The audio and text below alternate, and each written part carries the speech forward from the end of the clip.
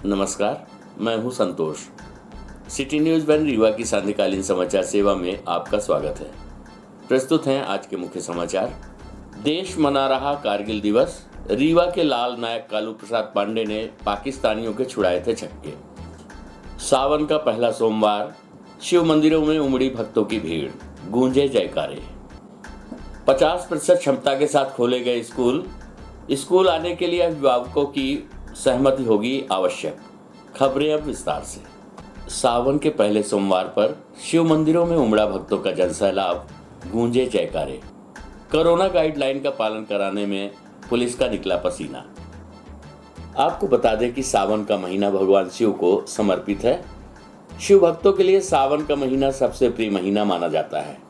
सावन के महीने में ही पवित्र कांवड़ यात्रा का आयोजन किया जाता है। ऐसी मान्यता है कि सावन के महीने में पूजा करने से भगवान शिव बहुत जल्दी प्रसन्न होते हैं। भगवान शिव की पूजा करने से सभी मनोकामनाएं पूर्ण होती हैं।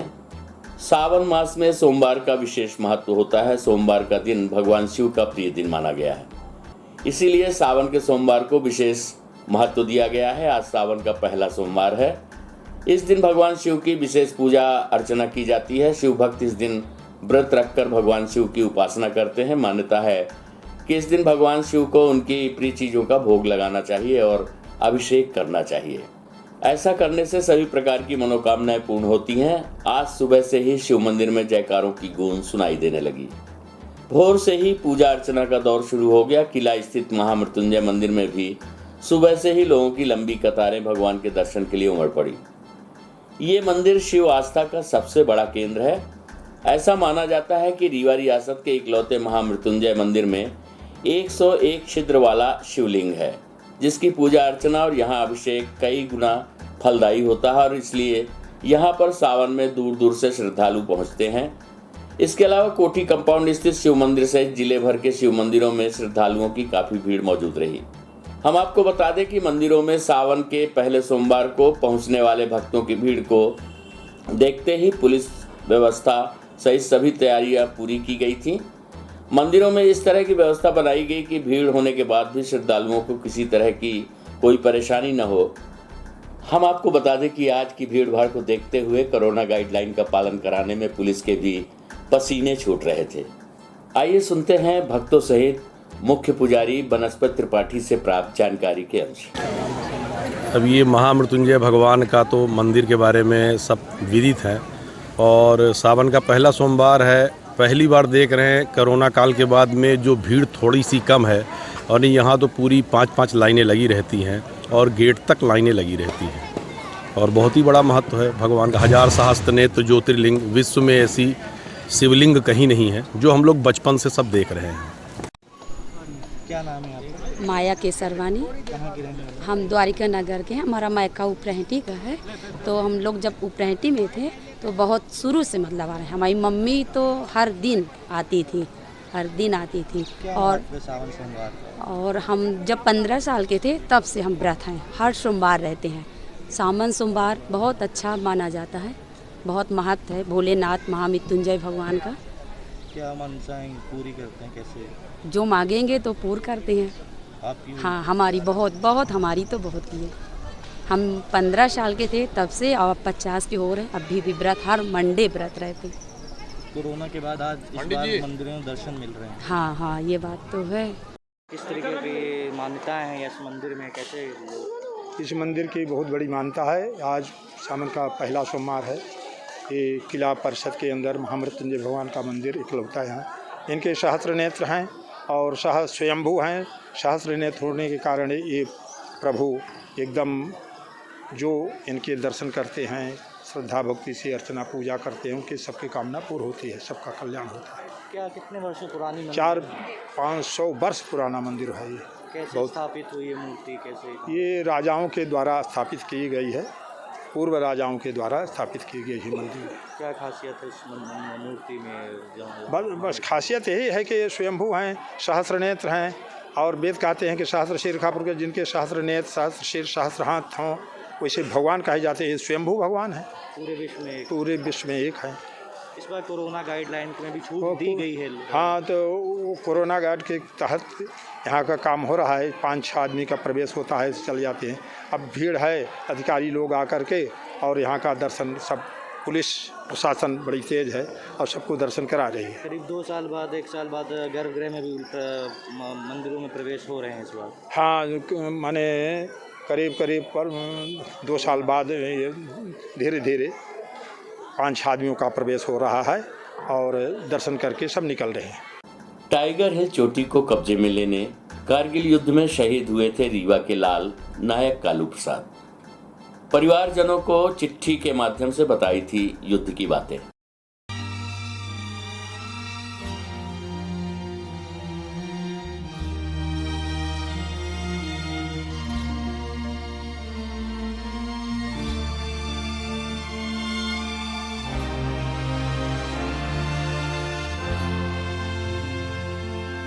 हम आपको बता दें कि रीवा के जवा तहसील क्षेत्र अंतर्गत अदवा गांव के निवासी शहीद नायक कालू प्रसाद पांडे ने भारत पाकिस्तान के बीच हुए कारगिल युद्ध में देश के लिए अपना बलिदान दे दिया था।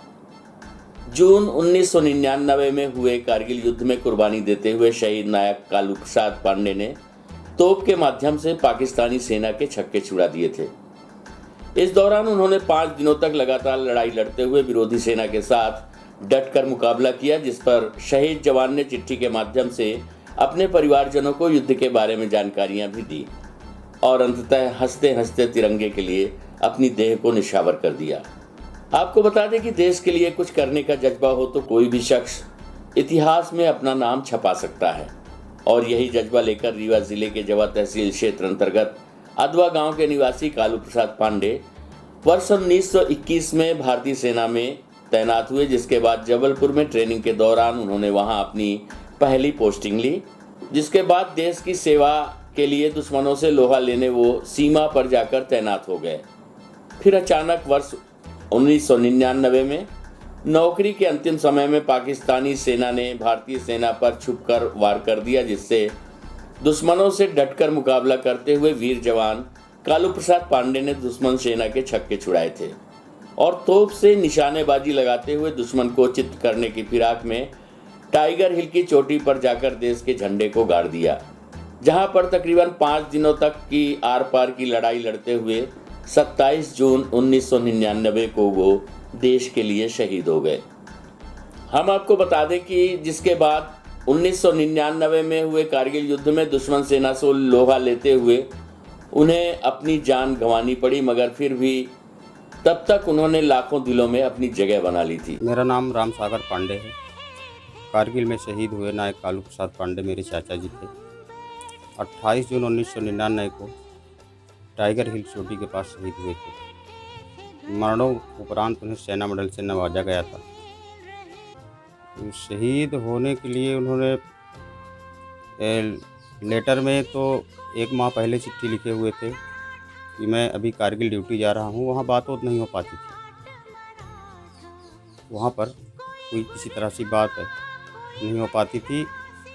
ये जावा थाने के द्वारा 1 जुलाई को बताया गया था कि आपके घर के नायक कालू प्रसाद पांडे शहीद हो गए।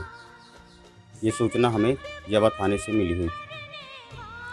आर्मी में भर्ती ये 1981 में हुए और देश के लिए जज्बा उनको पहले छोटे से ही ये था कि मैं देश की सेवा करूंगा। जो लोग थे उनके साथ के वो यही कहा करते थे कि हम देश के लिए एक न एक दिन कुछ काम करेंगे। युद्ध के दौरान उन्होंने 15 पाकिस्तानी जवान को नष्ट किए, 50 गधे मारे थे और 3 बैंकर नष्ट किए थे अपने तोप से। तोप चलाने में उनका बहुत ज़्यादा अनुभव था, जिससे अपने यूनिट में सुपरस्टार के नाम से जाने जाते। इसके पहले उन्होंने 1-2 लड़ाई और लड़ चुके थे। ये कारगिल युद्ध के पहले भी उन्होंने एक आध लड़ाई लड़ा था। बताया करते थे कि युद्ध में जब फौजी लड़ता है पीछे मुड़ के नहीं देखता, वो भारत माँ की सेवा के लिए तत्पर आगे ही चलता है। हम आपको बता दें कि शहीद नायक कालू प्रसाद पांडे का जन्म रीवा जिले के जवा तहसील क्षेत्र अंतर्गत अदवा गांव में 1 अगस्त 1963 को हुआ था, जिसके बाद प्रारंभिक शिक्षा गांव से ही प्राप्त कर उन्होंने देश के लिए कुछ करने का जज्बा लेकर भारतीय सेना में भर्ती होने के लिए अपनी दौड़ धूप शुरू कर दी।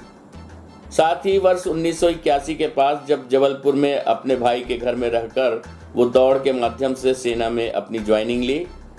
परिवारजनों की माने तो निशानेबाजी में शुरू से ही कालू प्रसाद पांडे को महारत हासिल थी, जिसकी वजह से उन्हें तोप चलाने का कार्य सौंपा गया और कारगिल के युद्ध में उन्होंने अपने कार्य को बखूबी अंजाम देते हुए दुश्मन सेना के छक्के छुड़ा दिए।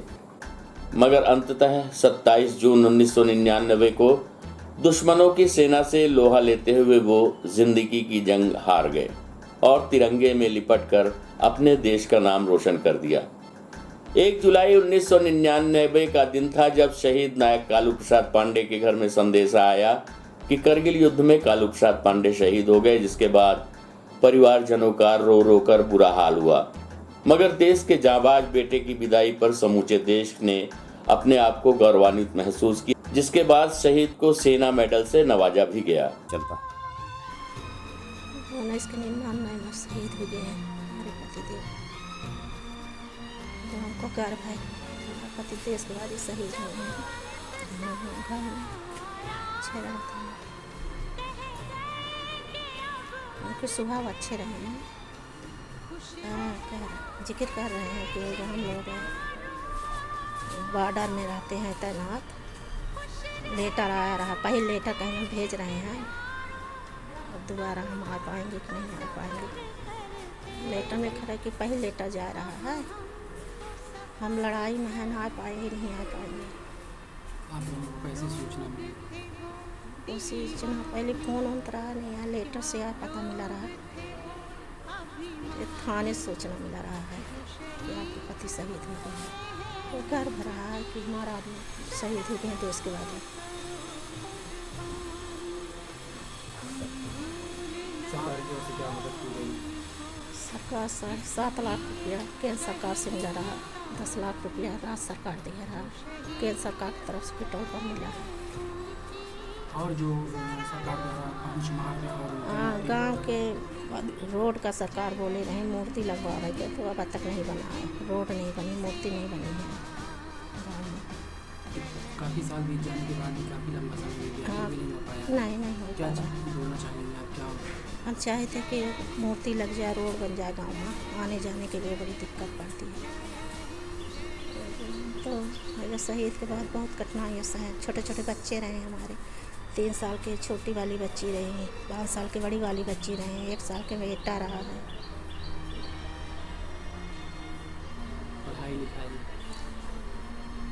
पढ़ाई लिखाई हाँ चल रही है। लड़के को बिटिया छोटी वाली B.Ed कर रही हैं। अकेले थी तो आपको काफ़ी दिक्कतों का सामना करना पड़ा, क्योंकि महिलाएं विवाद थी। हाँ दिक्कत पड़ा अकेले में। आगे बच्चे पूछे बताएं कि तुम्हारे पापा देश के बाद शहीद में, तुम भी ऐसे हैं, देश के बाद वो पापा के अपने नाम बनाओ, अगले बार आगे बढ़ो। परिवारजनों की माने तो कारगिल युद्ध से 3 माह पूर्व वो छुट्टी पर गांव आए हुए थे, जहां पर सीमा से जुड़ी बातों को उन्होंने परिवारजनों के साथ साझा किया और बताया कि सीमा में बुरे हालात हैं, मगर फिर भी भारतीय सेना डटकर मुकाबला कर रही है। घर से पुणे जाते हुए उन्होंने माँ पिताजी का आशीर्वाद लेते हुए गांव की मिट्टी को नमन कर कहा कि जीत कर ही लौटूंगा, और वो चले गए। जिसके 2 महीने बाद उनके खत के माध्यम से संदेशा आया, जिसमें युद्ध की जानकारी, जिसे पढ़कर परिवार के लोग चिंता में पड़ गए। हालांकि देश के लिए कुछ करने का हौसला अपने बेटे को देते रहे। और उनका एक जुनून था कि हम टाइगर हिल चोटी में झंडा लहराऊंगा। कुछ ही दूर रह गई थी टाइगर हिल चोटी, इसके बाद उन्होंने शहीद हो गए।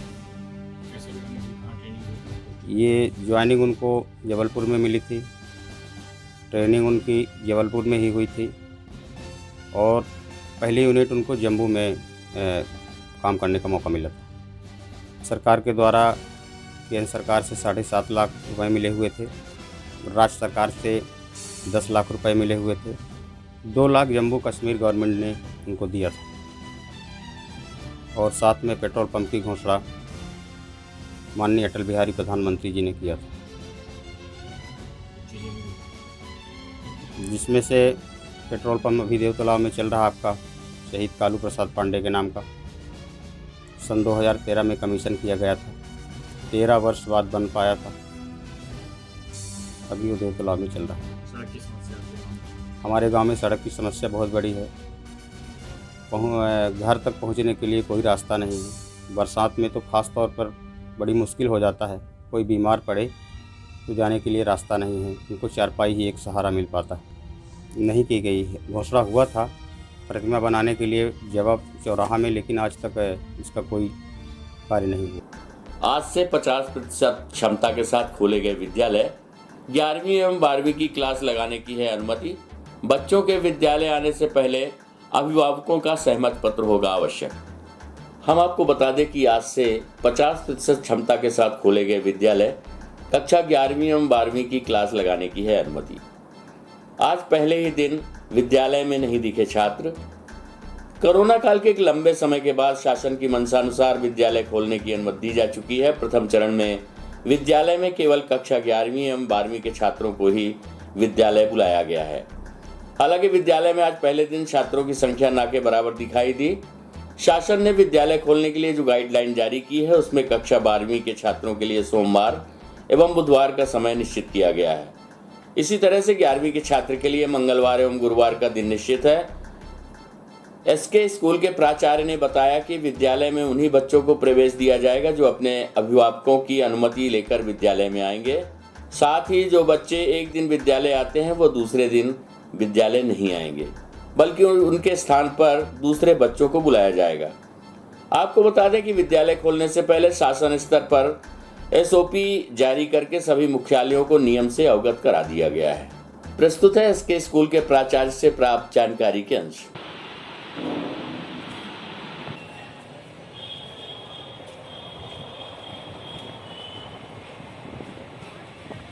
शासन स्तर पर ये निर्देश थे कि 50% के साथ स्कूलें खोली जाएंगी, तो आज क्या है? आज बच्चे आ रहे हैं या फिर स्कूल संचालित हो रही है?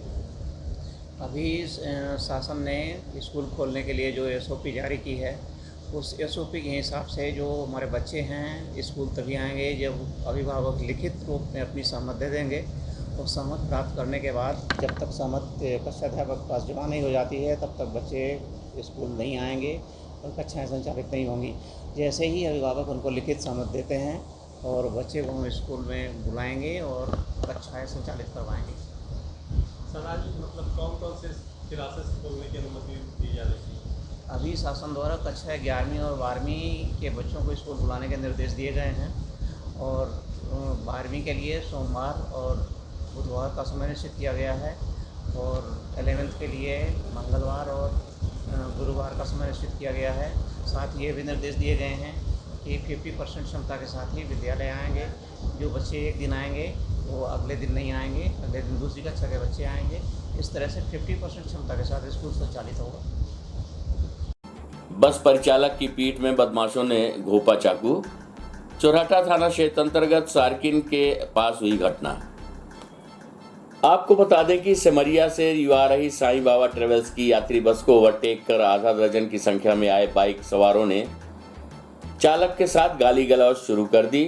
घटना की जानकारी लगते ही बस का परिचालक बीच बचाव करने पहुंचा तो बाइक सवार बदमाशों ने मारपीट करते हुए उसके पीठ पे चाकू घोंप दिया।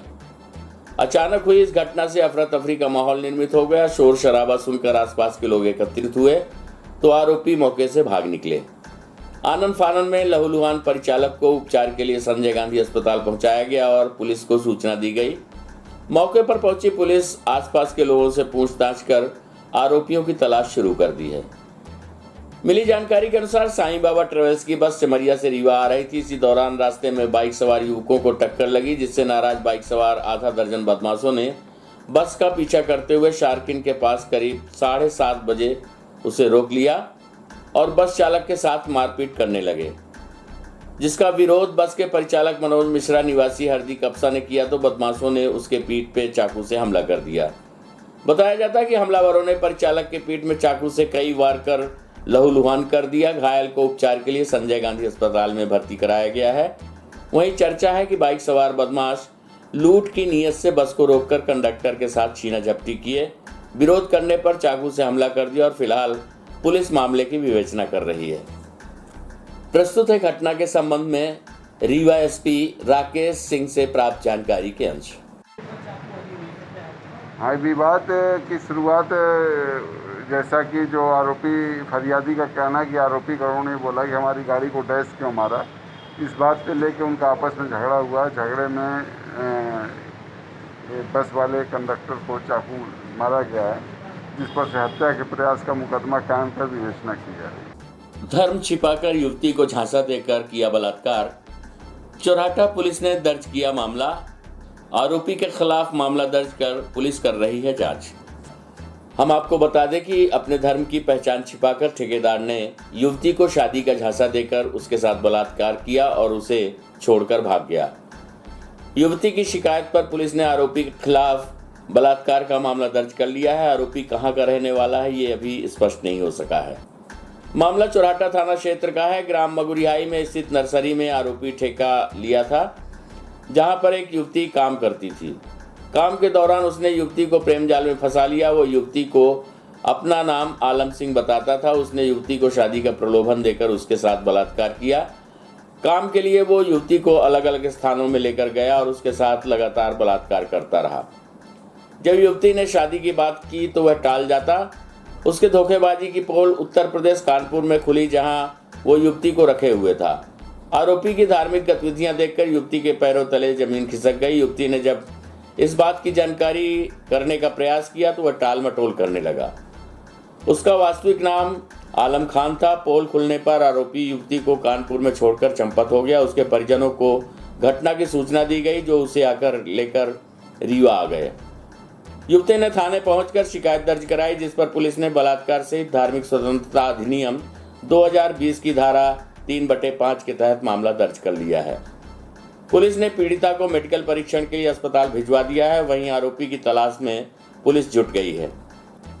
हम आपको बता दें कि उक्त आरोपी बेहद शातिर था। उसने पूरी योजना बनाकर युवती को झांसा दिया था। उसने युवती को न सिर्फ अपना नाम गलत बताया था, बल्कि अपने निवास के संबंध में भी कोई जानकारी नहीं दी थी। इतने समय तक उसके साथ रहने के बाद भी युवती को उसके घर के संबंध में कोई जानकारी नहीं थी। फलस्वरूप पुलिस अब दूसरे तरीकों से उसके घर का पता लगा रही है। हम आपको बता दें कि जिले में लव जिहाद का ये दूसरा मामला दर्ज हुआ। इससे पूर्व समान थाने में लव जिहाद का मामला दर्ज हुआ था, जिसमें आरोपी ने युवती का अपहरण कर उसके साथ बलात्कार किया और शादी के लिए उस पर धर्म परिवर्तन करने का दबाव डाल रहा था। समान पुलिस ने युवती के बरामद होने पर आरोपी के खिलाफ मामला दर्ज किया था। चौराटा थाने में युवती ने शिकायत दर्ज कराई थी, जिस पर बलात्कार का मामला दर्ज किया गया था। हम आपको बता दें कि आरोपी ने अपने धर्म के संबंध में गलत जानकारी युवती को दी थी। आरोपी की तलाश की जा रही है। उसके पकड़े जाने के बाद ही पूरा मामला सामने आएगा। प्रस्तुत है घटना के संबंध में एडिशनल एसपी रीवा शिव कुमार वर्मा से प्राप्त जानकारी के अंश। एससी की बच्ची ने शिकायत की थी पुलिस थाना चौराटा में कि उसके साथ एक व्यक्ति था जिसने अपना नाम आलम सिंह बताया था, और उसके बाद फिर उसके साथ अफेयर चलाया। अफेयर चलाने के बाद उसको हैदराबाद लेके गया, जहां उसके साथ संबंध भी बनाए, और उसके बाद वहाँ उसने बच्ची को बताया था कि मैं सिंह नहीं हूँ, खान हूँ। इस बात पर से वो वहाँ कुछ दिन रही, और उसके बाद फिर वहाँ से निकल के वो जब यहाँ वापस आई तो वहाँ चौराटा पुलिस को उसने खबर की कि मेरे साथ ऐसा ऐसा हुआ, और मेरे को इस तरह से धोखे से गलत नाम बता के उसने शादी की बात भी की थी और मेरे साथ संबंध बनाए हैं। उसकी रिपोर्ट पर से पुलिस ने प्रकरण पंजीबद्ध किया, जिसमें 376 के साथ इसकी धाराएं भी लगाई गई, जिसमें SC/ST एक्ट की धारा भी लगाई गई और धर्मांतरण उसकी धाराएं भी लगाई गई।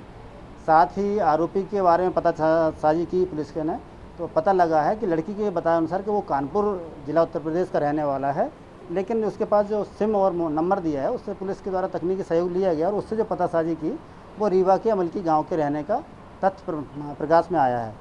मामले को गंभीरता से लिया गया है। मामले की विवेचना की जा रही है और सब इंस्पेक्टर रैंक की महिला अधिकारी के द्वारा इसकी विवेचना की जा रही है। आरोपी की पतासाजी भी तलाश जारी है। आज की खबरों में बस इतना ही। कल हम पुनः हाजिर होंगे कुछ नई खबरों के साथ। तब तक के लिए हमें अनुमति दीजिए। नमस्कार।